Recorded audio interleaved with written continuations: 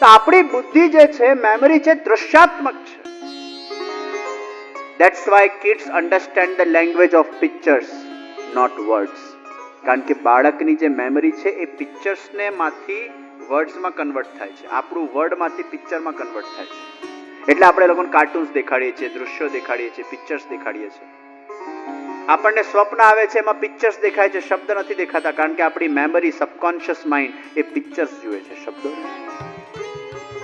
એ નાનું બાળકમાં સંસ્કાર રોપવામાં આવે છે. 3 વાર શ્રી કૃષ્ણ શરણમમાં બોલવામાં આવે, એ સંસ્કાર સિંચન. નાના બાળકને દરેક વસ્તુ યાદ રહે છે. આપણને કોઈ લેંગ્વેજ શીખવી હોય તો બીજી લેંગ્વેજનો આધાર લેવો પડે, પણ બાળક તમારા લિપસિંગના માધ્યમથી આખી લેંગ્વેજ શીખી જાય છે, બીજા લેંગ્વેજના આધાર વગર. તમે વિચાર કરો એ બાળકમાં કેટલું જાગૃતિ છે. શ્રીનાથજી બાવાને બાળકો બહુ ગમે છે. બાળકોને ઇન્વોલ્વ કરો, દૂર જા કરીને એ લોકોને વિખૂટા ના પાડો. હા, માન મર્યાદા સાથે એનામાં સંસ્કાર નાખો. આજે છોકરાઓને કહો, ચલ તું ભગવાનને અડક નહીં, પણ તને ડાન્સ કરતા આવડે છે, ચલ ભગવાન સામે સરસ ડાન્સ કર. એને જે ડાન્સ આવડતું હોય એ દુનિયા સામે સ્ટેજના ઉપર ડાન્સ કરતો હોય, આરંગેત્રલના અંદર ડાન્સ કરતો હોય, જગતને પોતાનું ડાન્સ બતાડતો હોય, તો છોકરાઓને કહો, તને જો સરસ ડાન્સ કરતા આવડતું હોય તો ઠાકોરજીના સામે બેસીને ડાન્સ કર, અને તારા ડાન્સને જોઈને ઠાકોરજી પણ પ્રસન્ન થશે. તો ડાન્સ પણ ભગવાનના સામે કરવામાં આવે એ પણ કૃષ્ણ ભગવાનની સેવાથી કંઈ કમ નથી. ગાવું પણ જો ભગવાનના સામે ગાવામાં આવે એ પણ કૃષ્ણ ભગવાનની સેવાથી કમ નથી. તને ડ્રોઈંગ આવડે છે, તું ઠાકોરજીના સામે બેસીને ડ્રોઈંગ કર, અને ડ્રોઈંગ કરીને ઠાકોરજીને બતાડ, એ પણ કૃષ્ણ ભગવાનની સેવાથી કમ નથી. તારા અંદર જે આવડત છે એ એવરી સન્ડે તું ઠાકોરજીના સામે પ્રદર્શિત કર, આ પણ કૃષ્ણની સેવા છે. આપણે સેવા શબ્દને બહુ સંકુચિત બનાવી દીધો કે સેવા એટલે ભગવાનને જગાડવા, શૃંગાર કરવા, સ્નાન કરવા, અત્તર સમર્પવા, આના સાથે જ સેવા ખાલી સંકળાઈ ગઈ. પણ સેવા બહુ વ્યાપક અર્થમાં છે. ભગવાનના પ્રીત્યર્થ કંઈ પણ કાર્ય કરવું એનું નામ ભગવાનની સેવા. બાળકોને ઇન્વોલ્વ કરો, એમને જે આવડતું હોય એ લોકો પાસે કરાવડાવો. તે રીતે બાળકો પુષ્ટિ માર્ગમાં જોડાશે. એમને બહુ દૂર જા નહીં કરો. હવે તમારા ઘેર પાછી એવી કઈ મોટી અપરસ, પેલું નાયા વગર છોકરું આવ્યું હોય એટલે તરત રોકવામાં આવે. નાથદ્વારાના અંદર બધા દર્શન કરવા જાય છે, તો સવારે 4 વાગે મંગળાના દર્શન કરવા જાય, એટલે પછી એક ભાઈ પૂછે, તમે નાહીને આવ્યા? કે ના, મંગળામાં તો શ્રીનાથજી નાયા વગર નહીં, આપણે નાયા વગર દર્શન કરતા. શ્રીનાથજી ક્યાં નાયેલા હોય છે, પછી સ્નાન થતા હોય. હવે શ્રીનાથજીના અંદર જો નાયા વગર દર્શન થઈ શકતા હોય તો તમારા ઘરના ઠાકોરજી શ્રીનાથજીથી મોટા થઈ ગયા. દૂરથી કરી શકતો હોય છે, એમાં કંઈ ખોટું નથી, કંઈ વાંધો નથી. આ વગર કારણની આટલી બધી જે જડતા આપણે પુષ્ટિ માર્ગમાં લઈ આવ્યા છે, એનાથી પુષ્ટિ સંપ્રદાયમાં લોકો બહુ વિખૂટા પડી ગયા છે. મહાપ્રભુજીના સિદ્ધાંતો ને ફિલોસોફી બહુ સરળ છે, પણ મારી મચોડીને એનું એટલું કોમ્પ્લિકેટેડ બનાવવામાં આવ્યું છે કે પુષ્ટિ માર્ગથી લોકો ગભરાઈ ગયા છે, ડરી ગયા છે, ઘૂસતા જ નથી, આવતા જ નથી. બ્રહ્મ સંબંધ લેટ એવી લાંબી લિસ્ટ એના સામે મૂકી દેવામાં આવે, ગભરાઈ જાય, બ્રહ્મ સંબંધ લે જ નહીં. પહેલા વારમાં એને થોડું આટલું બધું કઈ પોષણ આપવાની જરૂર છે ભાઈ, ધીરે ધીરે આગળ વધે. મારી ખરગોનમાં કથા હતી, ઘણી વાર મારી કથામાં કહું તો खरगोन में बहुत बड़ा अपना जिज्ञासु वैष्णव, बहुत अपना ज्ञानी वैष्णव, खरगोन के लोग बहुत ज्ञानी और पुष्टि मार्ग में एकदम ऊंडा उतरेला. तो मारी त्या कथा थी.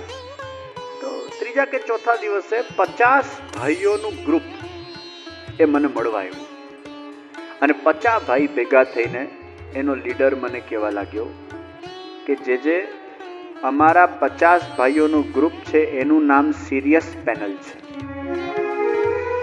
मैं कीधुं तमारा मोढा परथी ज ख्याल आवे तमे बधा सीरियस छो. मैं कीधुं सीरियस पेनल ना एजेंडा शुं छे, ऑब्जेक्ट शुं छे? मने कहे छे अमे बधा अमारी पत्नी अने सासूना विरोधीओ छे, पत्नी अने माना विरोधीओ छे. तमारी पत्नी तमारी माए शुं बगाड्युं तमारुं? मन के छे के तमने खबर छे जे हवारे 7 वाग्याथी किचन में घुसे અને ઠાકોરજી જગાડીને એટલી બધી સામગ્રીઓ બનાવ કરે બપોરે 2 વાગ્યા સુધી બહાર નીકળે નહીં, અમારા ચાયના ઠેકાણા નહીં, અમારા નાસ્તાના ઠેકાણા નહીં, અમારા આના ઠેકાણા નહીં. અમે હેરાન હેરાન હેરાન હેરાન થઈ ગયા છે. આ 50 ભાઈઓને અમે ગ્રુપ બનાવ્યું છે અને અમે વિરોધ કરીએ છીએ અમારી વહુઓનું, અમારી માનું, કે આ રીતે આટલી બધી ભક્તિ કરે. આ રીતે કે ભક્તિના સિદ્ધાંત મહાપ્રભુજી આપેલા છે, મને સમજાવો. કે અમે 2-3 દિવસ આપની કથા સાંભળવા આવ્યા, આપના વિચાર થોડા પ્રેક્ટિકલ લાગે એટલે આપને અમે ખાસ વિનંતી કરીએ છીએ કે પ્લીઝ આપની કથામાં આના પર પ્રકાશ પાડો કે આવી સેવા ભગવાનને ગમતી હોય છે. પછી 80 વર્ષના અમારા માને ડાયાબિટીસ થઈ ગયું હોય અને એટલી બધી જાત જાતની બરફીઓ બનાવીને ધરે, પછી ખાવાવાળું કોઈ હોય નહીં, પોતે જ ઝાપટવું પડે. અને પછી જ્યારે ડાયાબિટીસ વધી જાય, ડોક્ટર પાસે જઈએ ત્યારે ડોક્ટર પાછા ટોન્ટ મારે, ઓર સેવા કરો, ઓર સેવા કરો, ઓર સેવા. આ સ્થિતિમાં અમારે કરવું શું? ગભરાઈ જાય છે લોકો ઘણી વાર. અને પાછા ત્યાં થોડી બધી આજ્ઞા કરી, વહુ ખરી, આજની વહુ આટલું બધું કરે ના કરે, થોડી ઘણી ખરી ત્યાં એ બાજુ. અહીં પાર્લામાં તો જરાય નહીં.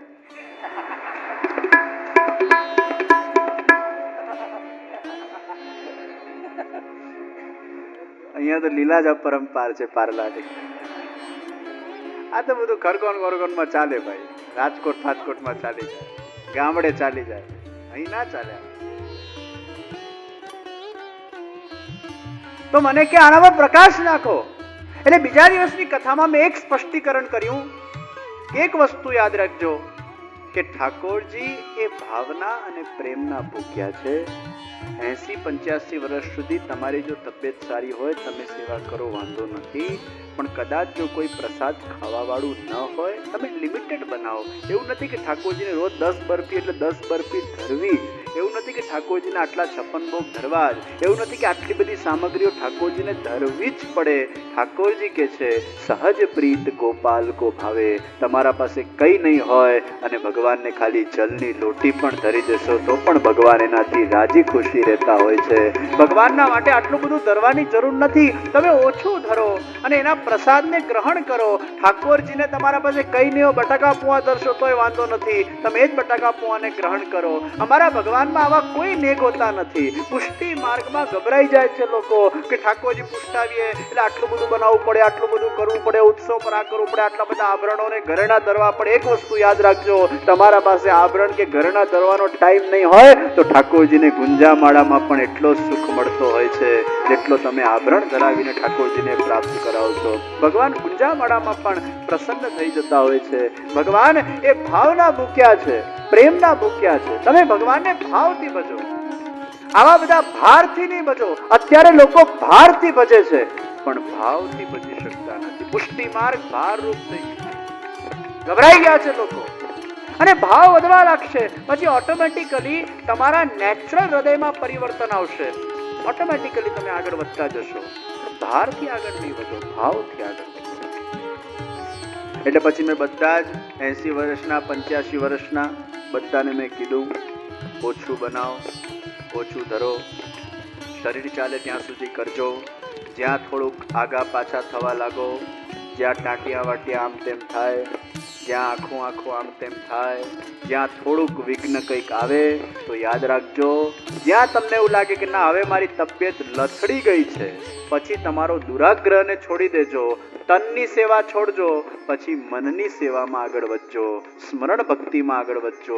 પણ મારી ઠોકીને પછી તમે પોતાના જાતને ઘસ કરો એ અમારા ઠાકોરજીને પણ નથી ગમતું.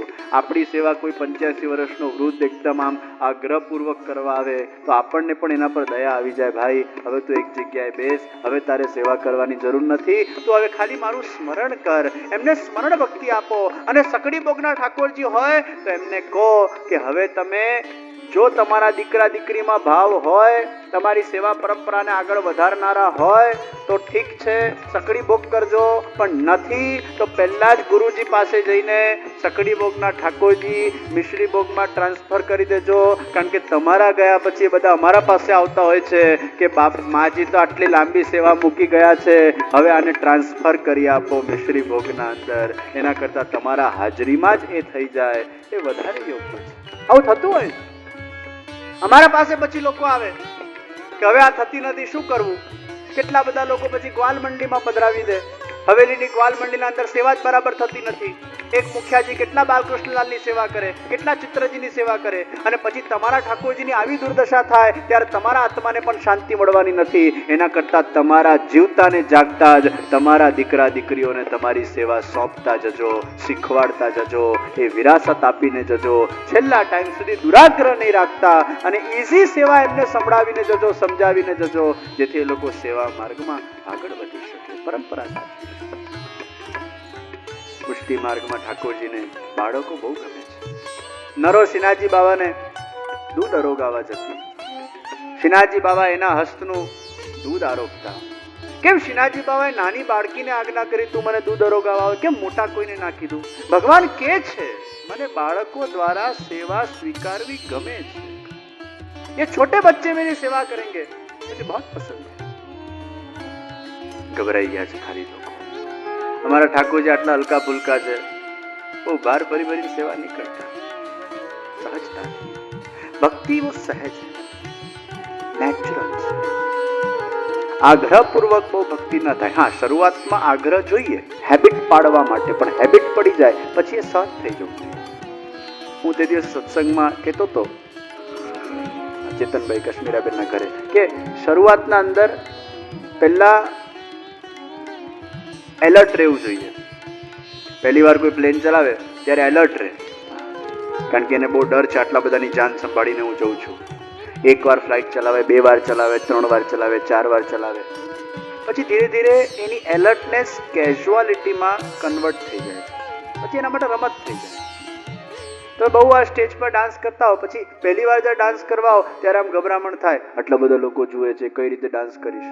બહુ બધી વાર તમે ડાન્સ કરી લીધો પછી તમારા માટે રમત થઈ જાય. પછી એ તમે ડાન્સને એન્જોય કરો છો, યુ યોરસેલ્ફ એન્જોય. પછી એલર્ટનેસના સાથે કેઝ્યુઆલિટી આવી જાય છે, because you like doing it. સેવામાં શરૂઆતમાં કદાચ એવો ભાર લાગશે, પણ હેબિટ પાડવા પૂરતો જે ભાર જોઈએ. ઘણી વાર પેલા સાસુઓ છોકરાઓને કહે ને, અષ્ટાક્ષર કર, એના વગર સ્કૂલે નથી જવાનું, યમનાષ્ટક કર કર કર કર કર.